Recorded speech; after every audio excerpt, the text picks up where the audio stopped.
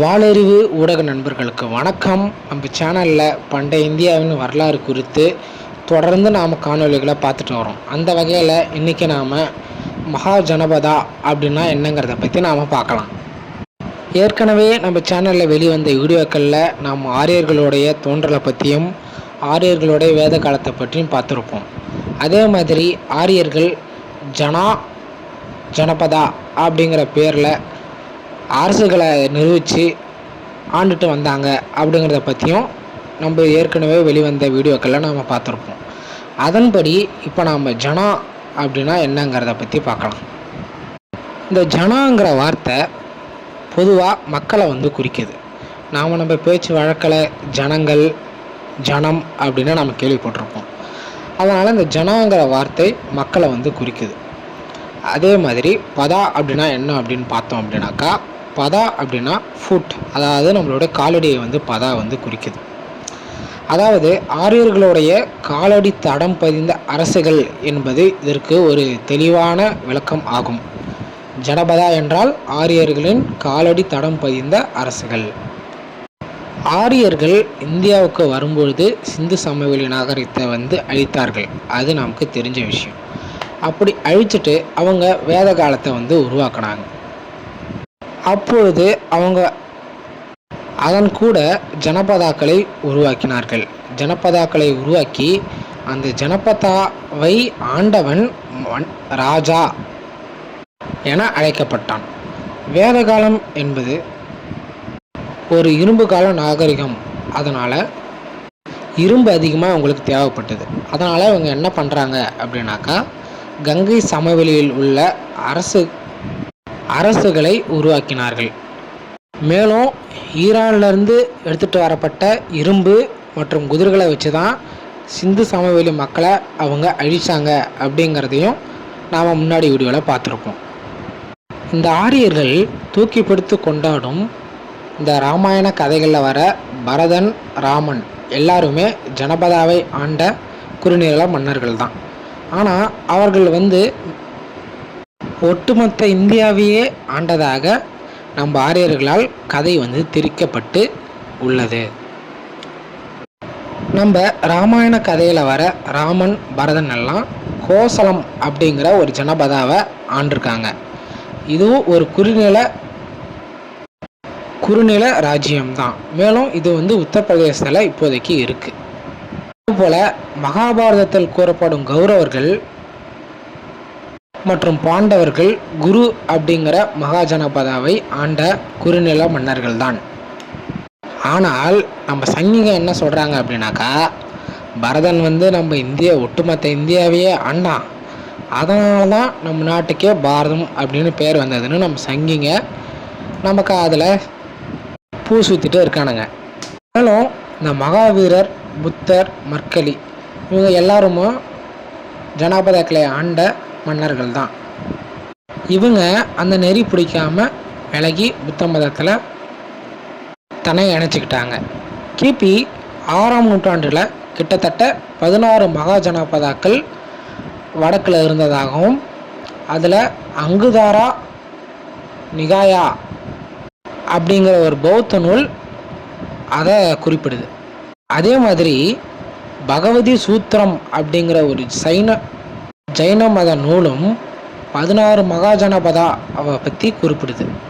இந்த 16 மகாஜனபதாவில் 15 ஜனபதா ஆரியவர்தம் அப்படின்னும் அது வட இந்தியாவில் இருந்ததாகவும், அஸ்மகம் அப்படிங்கிற ஒரே ஒரு ஜனபதா மட்டும் விந்திய மலைக்கு தெற்கே கோதாவரி மற்றும் மஞ்சுரா ஆறுகளுக்கு இடையே இருந்ததாகவும் கூறப்படுது. அந்த அஸ்மகம் அப்படிங்கிற ஜனபதாக்கு போடானா அப்படிங்கிறத ஒரு தலைநகர் இருந்ததாகவும் கூறப்படுது. வஜ்ஜி என்கிற ஜனபதா மக்களால் தேர்ந்தெடுக்கப்பட்ட ஆட்சியை கொண்டது ஜனநாயக முறைப்படி. மற்ற ஜனபதா எல்லாமே மன்னர் வழி ஆட்சியை ஆதரித்தது. ஆனால் வஜ்ஜி மட்டும் ஜனநாயக வழி நடக்கக்கூடிய ஒரு ஜனபதா. வஜ்ஜியின் தலைநகரம் வைஷாலி. கிமு 6ஆம் நூற்றாண்டிலிருந்து கிமு 4ஆம் நூற்றாண்டுக்கு இடையில் மகதம், கோசதம், அவந்தி, வத்சம் இந்த 4 ஜனபதாக்களும் அவங்களுக்குள்ளே தங்களை தாங்களே அடிச்சுக்கிறாங்க. எதுக்காக அப்படின்னாக்கா, ஆதிக்கத்தை வந்து நிலைநிறுத்தி யார் சக்திசாலி அப்படின்னு பார்க்கறதுக்காக அவங்களுக்குள்ள தன்னைத்தானே அடிச்சுக்கிறாங்க. இந்த பனிப்போர்களில் கடைசியாக மற்ற நாடுகளை வீழ்த்தி மகதம் ஆதிக்கத்தை பெற்றது. இந்த காலகட்டத்தில் தான் ஜசராந்தன் அப்படிங்கிறவன் மகதத்தின் மன்னனாக இருந்தான். ராக்ரிகா அப்படிங்கிற இடம் மகதத்துடைய தலைநகரமாக இருந்தது. நாட்டினரோடு மகத நாடு போரிட்டு அவங்க வெற்றி பெற்ற பிறகு அந்த மகத நாட்டை பல்வேறு வம்சத்தினர் தொடர்ந்து அந்த மகத நாட்டை ஆண்டு வந்தாங்க. அப்படி நம்ம பார்க்கும்போது பௌத்த நூல்களில் படி ஹரியங்கா அப்படிங்கிற ஒரு வம்சத்தை பற்றி குறிப்பிட்றாங்க. இவங்க மகதத்தோட ஆண்ட 3வது வம்சம். ஹரியங்க வம்சத்துக்கு மன்னர்களுக்கு அப்புறம் ஆட்சி செய்த மன்னர்களோட வரலாறு நமக்கு கிடைச்சிருக்கு, அது இருக்குது. அதுக்கு காரணம் என்ன அப்படின்னு பார்த்தோம் அப்படின்னாக்கா, ஹரியங்க வம்சம் ஆட்சியில் இருக்கும் பொழுது பௌத்த மதம் உருவாகுச்சு. பௌத்த மதத்தினர் அவங்களுடைய மத நூல்களை எழுத ஆரம்பித்தாங்க.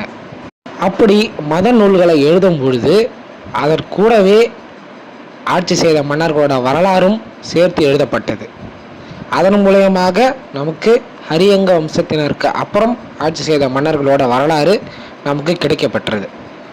ஹரியங்க வம்சத்தினர் சேர்ந்த மன்னர்கள் மகத நாட்டை கிமு 544 முதல் கிமு 413 வரை ஆட்சி செய்தார்கள்.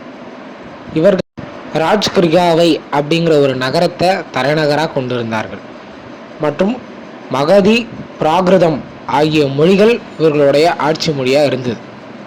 இந்த காலகட்டத்தில் பிராகிருத மொழிக்கு எழுத்தோடும் இல்லை.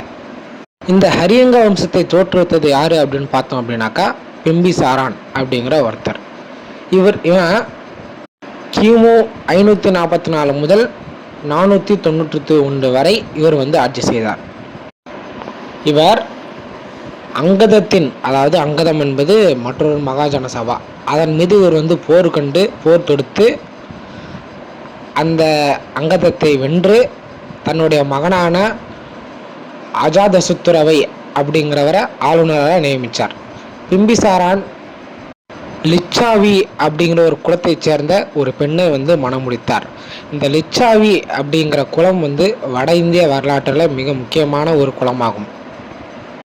அதன் பிறகு என்ன ஆகுது அப்படின்னாக்கா, நம்ம பிம்பிசாரான் அவரை என்ன பண்ணுறாங்க அப்படின்னாக்கா, அவருடைய மகன் அஜாதசத்ரு அப்படிங்கிறவர் சிறையில் அடைச்சி அவர் மன்னராயிட்டார். இந்த அஜாதசத்ரு அப்படிங்கிறவர் புத்தருடைய கான்டெம்பரரி, அதாவது புத்தர் காலகட்டத்தில் வாழ்ந்த ஒரு நபர் ஆவார்.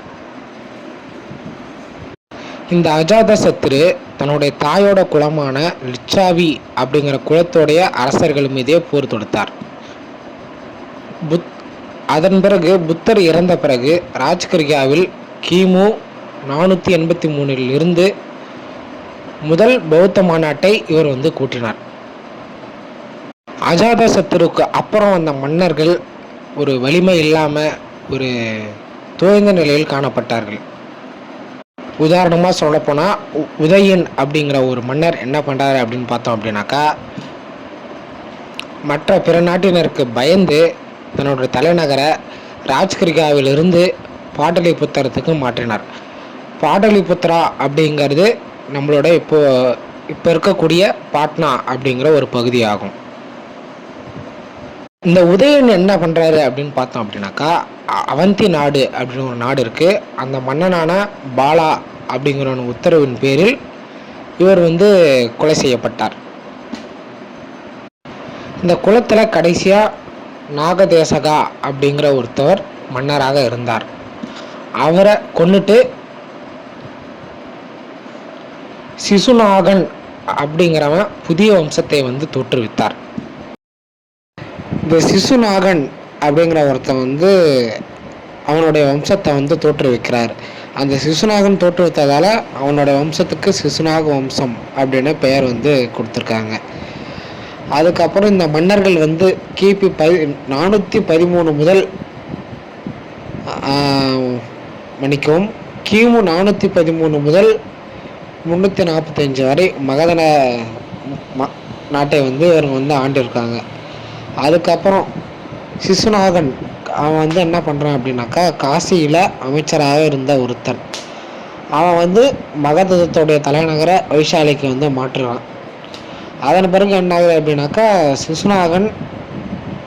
சிசுநாகனுக்கு அப்புறம் அவனுடைய மகனான காலசோகா அப்படிங்கிறவன் மன்னனாக இருக்கான். காலசோகா என்ன பண்ணுறான் அப்படின்னா, வைசாலியில் கிமு 383 அவன் என்ன பண்ணிருக்கான் அப்படின்னாக்கா, 2ஆம் பௌத்த மாநாட்டை வந்து நடத்தியிருக்கான்.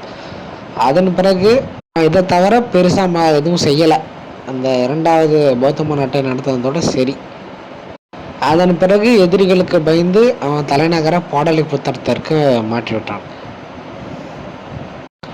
இவன் நந்த வம்சத்து மன்னர்கள் கிளர்ச்சி செய்யும்போது இந்த மன்னர் வந்து இறந்து விட்டான். அதுக்கப்புறம் இந்த கிளர்ச்சியின் முடிவில் மகாபத்ம நந்தா அப்படிங்கிற ஒருத்தன் மகதத்தின் மன்னனாக முடிசூடி விட்டான். அதன் பிறகு இவன் என்ன பண்ணுறான் அப்படின்னாக்கா, நந்த வம்சத்தை இவன் வந்து முதல்ல ஆரம்பித்து வைக்கிறான். இந்த மகாபத்ம நந்தா யார் அப்படின்னு பார்த்தா, ஒட்டுமொத்த இந்திய வரலாற்றிலேயே முதல் பேரரசன் வந்து இந்த மகாபத்ம நந்தா அவர் தான். அதுக்கப்புறம் தனநந்தா அப்படிங்கிற ஒருத்தர் அதற்கு அடுத்த மன்னனா வந்து பொறுப்பேற்றிருக்கிறாரு. இவர் தன்னுடைய அமைச்சரவையிலே அமைச்சராக இருந்த சந்திரகுப்த மௌரியா அப்படிங்கிற ஒருத்தவரால் தனநந்தா வந்து கொலை செய்யப்படுகிறாரு. இந்த தனநந்தாவுடைய நந்த வம்சம் வந்து ஒரு முடிவுக்கு வருது.